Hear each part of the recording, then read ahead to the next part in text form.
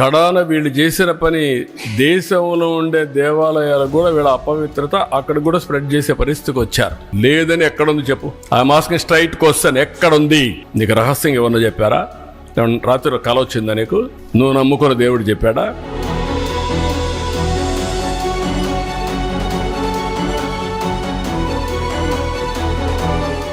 నమస్తే, నేను Chandana. Welcome to great Andhra big story. అధికారం ఒక్కటే అన్ని రాజకీయ పార్టీల పరమావధి. ఏ ఒక్కరికి ఇతర లక్ష్యాలు ఉండవు. అధికారంలో ఉండే కిక్క లాంటిది. అయినా అధికారానికి కూడా హద్దు ఉండాలి. అంతులేని అధికారం ఎంతో ప్రమాదకరమైన నెగిటివ్ ఫోర్స్గా మారిపోతుంది. అధికారం అందించే మత్తు ఎంతో హానికరమైంది.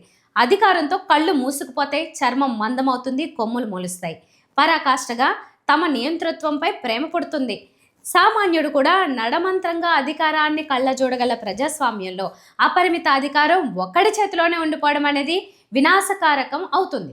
అలాంటి అంతులేని అధికారం యొక్క దుష్ఫలితాలు ఇప్పుడు మన చుట్టూ ఉన్న సమాజంలో, ప్రత్యేకించి తెలుగు రాష్ట్రాల్లో కనిపిస్తున్నాయి. పాలకులుగా గద్దె ఎక్కుతున్న వారికి కన్ను మిన్ను కానడం లేదు. స్వల్ప వ్యవధిలోనే గెలిపించిన ప్రజలు కూడా కనిపించకుండా పోతున్నారు. పర్యవసానం సమస్త సమాజపు ముఖ చిత్రం అష్టవంకర్లుగా మారుతోంది. దీనికి విరుగుడేంటి? ఈ ప్రజాస్వామ్యం నిజంగా ప్రజల కోసం పనిచేయడం ఎలా? ఈ అంశాల్ని చర్చించే ప్రయత్నమే ఈ వారం గ్రేట్ ఆంధ్ర బిగ్ స్టోరీ. అధికారమునందు చూడవలే. అంతులేని అధికారం పాలకులను మదాంధులుగా తయారు చేయడం అనేది రెండు రకాలుగా ఉంటుంది.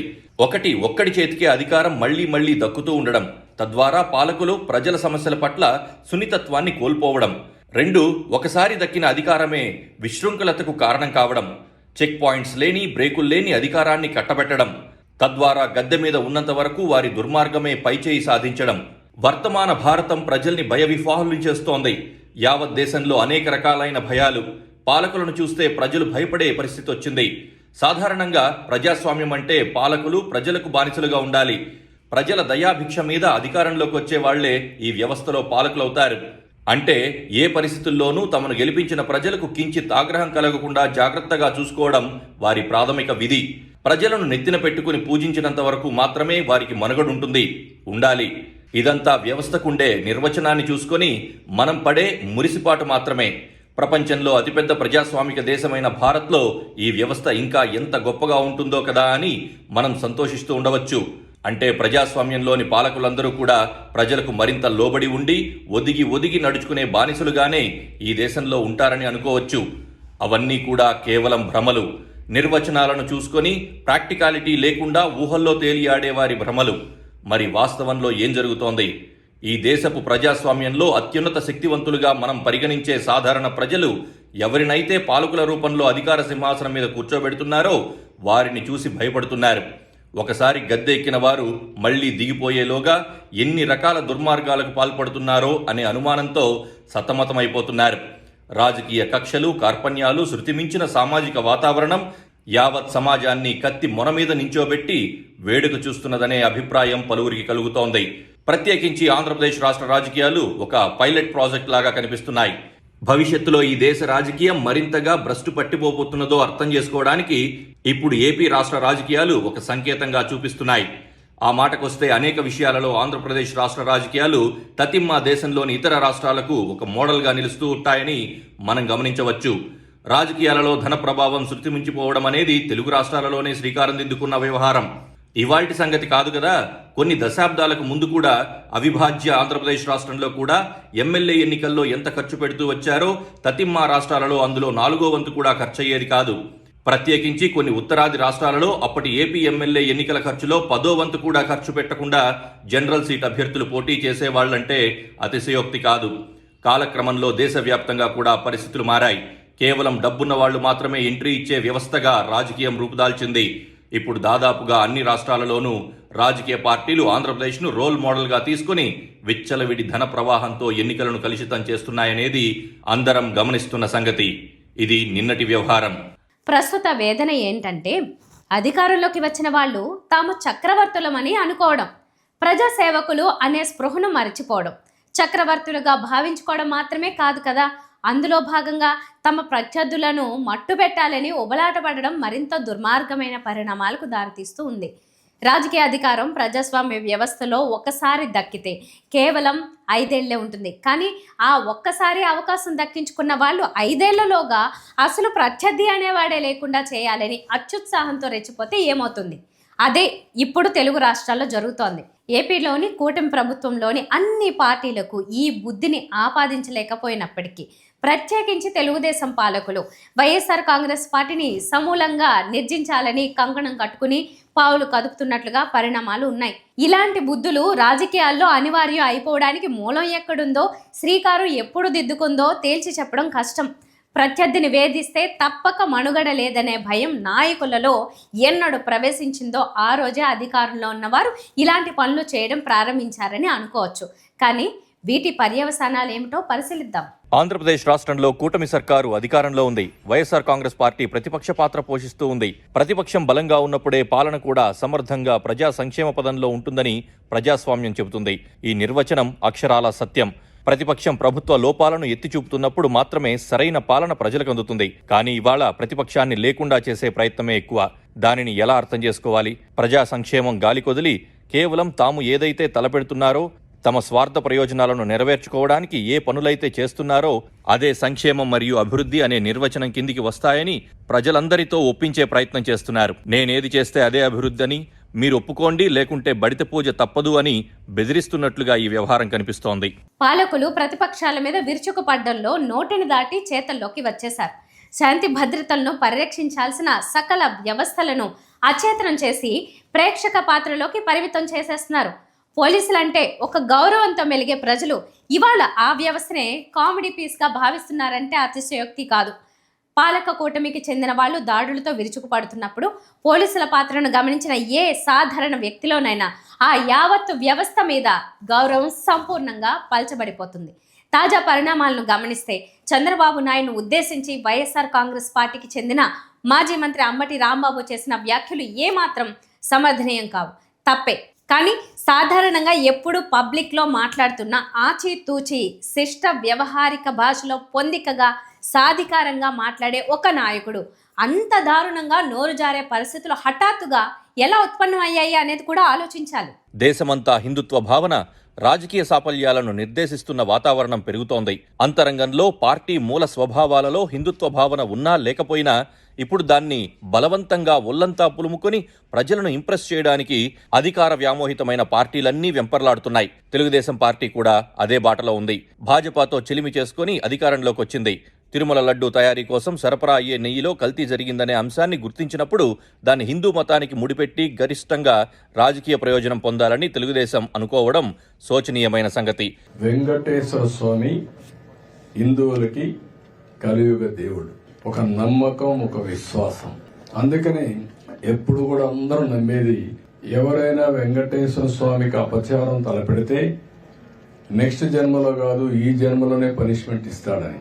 అలాంటి వెంకటేశ్వర స్వామి పవిత్రం చేయడం కోసం కడాన ప్రసాదాల్లో కూడా నేను ఏదైతే చెప్పానో అలాంటి ముడి సరుకులు ఏవైతే వాడారో ఇవన్నీ నాసిరకం కాకుండా అపవిత్రమైన ముడి సరుకులను వాడారు. ఆ విషయమే ఈరోజు టీటీడీ కూడా ఎంక్వైరీ చేసినప్పుడు, టెస్టులు చేసినప్పుడు బయటపడిన వాస్తవాలు. ఆ ఆలోచన వారిలో ఉన్నప్పటి నుంచి వాస్తవానికి ఎలాంటి రంగులు పులమాలో, ఎలాంటి వక్రీకరణతో హిందూ వ్యతిరేక ముద్రను తమ ప్రత్యర్థిపై వేయాలో అనే ఆలోచనతో వారు సతమతమైపోయారు. జంతువులకు కలిసిన నెయ్యి అంటూ ఒక అత్యంత హేయమైన ప్రచారాన్ని సాగించారు. మొత్తానికి సుప్రీంకోర్టు తీర్పుతో సిబిఐ ఆధ్వర్యంలో ఏర్పాటైన సిట్ కొవ్వులేవి సరఫరా అయిన నెయ్యిలో కలవలేదని, కానీ ఆ నెయ్యి పూర్తిగా కల్తీ చేసిందని మాత్రమే తేల్చి చెప్పింది.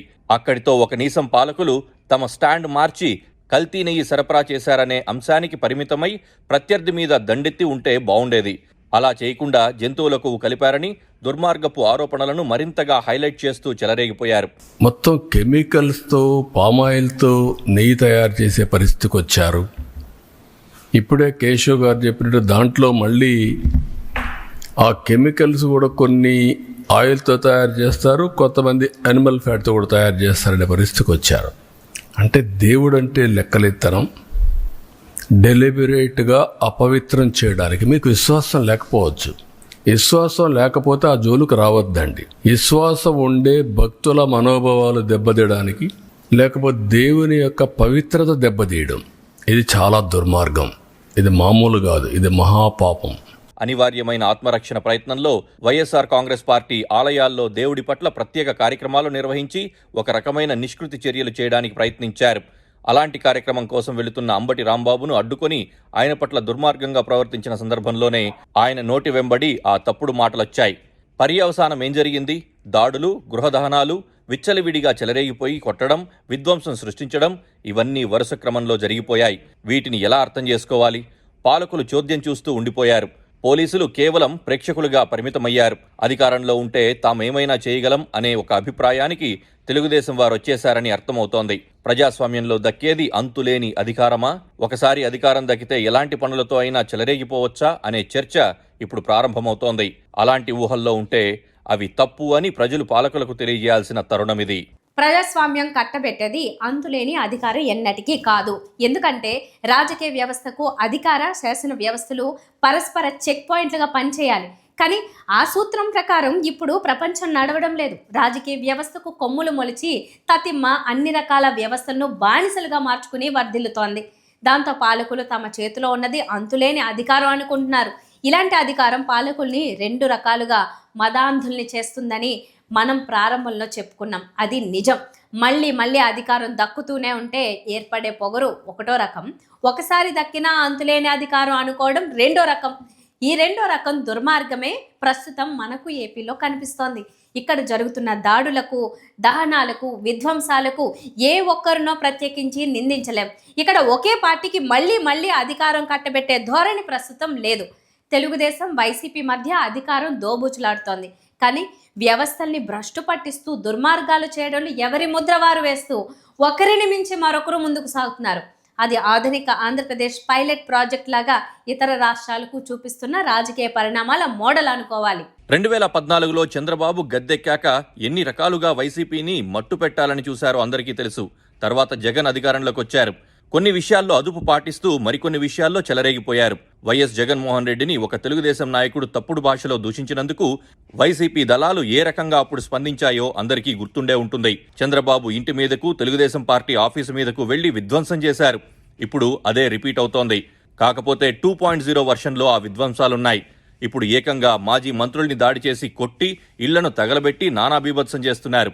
అంటే తెలుగుదేశం వారు దాడుల్ని అప్డేట్ చేస్తున్నారన్నమాట. అప్పట్లో వైసీపీ వాళ్లు దాడులు చేసినప్పుడు జగన్ తరపున ఆయన గలం తానేనన్నట్లుగా సకలం మాట్లాడుతూ ఉండే సజ్జల రామకృష్ణారెడ్డి ఏమన్నారో గుర్తుందా? తమ ప్రియతమ నాయకుడిని తిడితే ఎవరికైనా కోపం రాదా అన్నారు. అంటే దాడులకు లైసెన్సింగ్ ఇచ్చారన్నమాట. అదే మాట ఇప్పుడు తెలుగుదేశం వారు నోటితో అనకుండా చేతల్లో అంతకు మించిన విధ్వంసాన్ని, హింసను, అదే మాట ఇప్పుడు తెలుగుదేశం వారు నోటితో అనకుండా చేతల్లో అంతకు మించిన విధ్వంసాన్ని, హింసను, ప్రతీకార జ్వాలలను రగిలిచ్చి చూపిస్తున్నారు. ఇలా ఒకరిని మించి మరొకరు హింసించుకుంటూనే ఉంటారా?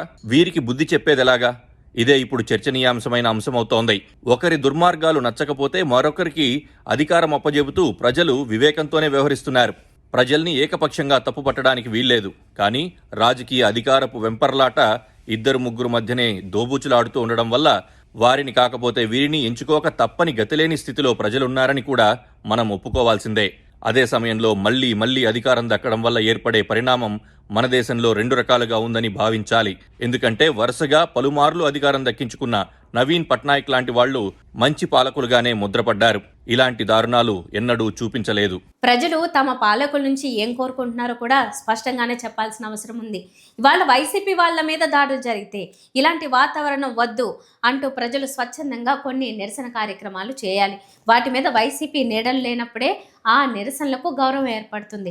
అలాగే రేపు తెలుగుదేశం మీద దాడులు జరిగిన ప్రజలు అదే తరహా నిరసనలు తెలియచేయాలి. దాడులకు తెగబడే నాయకుల్ని తాము బ్లాక్ లిస్ట్లో పెడతాం అని కూడా సాధారణ ప్రజలు ఈ పార్టీలకు సంకేతాలు ఇవ్వాలి. ఆదర్శంగా కనిపించే ఇలాంటి ఆలోచనలు తక్షణ కార్యాచరణలోకి రావడం కష్టం. కానీ సోషల్ మీడియా యావత్ ప్రపంచాన్ని నిర్దేశిస్తున్న, ప్రపంచ గమనాన్ని మార్చేస్తున్న ఈ రోజుల్లో ప్రయత్నం ప్రారంభించడానికి అభ్యంతరం అవసరం లేదు. రాజకీయ పార్టీల పట్ల ఉండే దురభిమానాల్ని పక్కన పెట్టి రాగద్వేషాలు లేకుండా సంయమనంతో ప్రజలు తమ అభిప్రాయాలను విస్తృతంగా సోషల్ మీడియా ద్వారా బయటకు చెప్పుకోవాలి. పార్టీలు వాటిని గమనిస్తే వారి తీరులో ఇసుమంతైనా మార్పు వస్తుందని మనం ఆశపడవచ్చు. ఇది వాటి బిగ్ స్టోరీ. మరిన్ని టాపిక్స్తో కలుద్దాం. నమస్తే.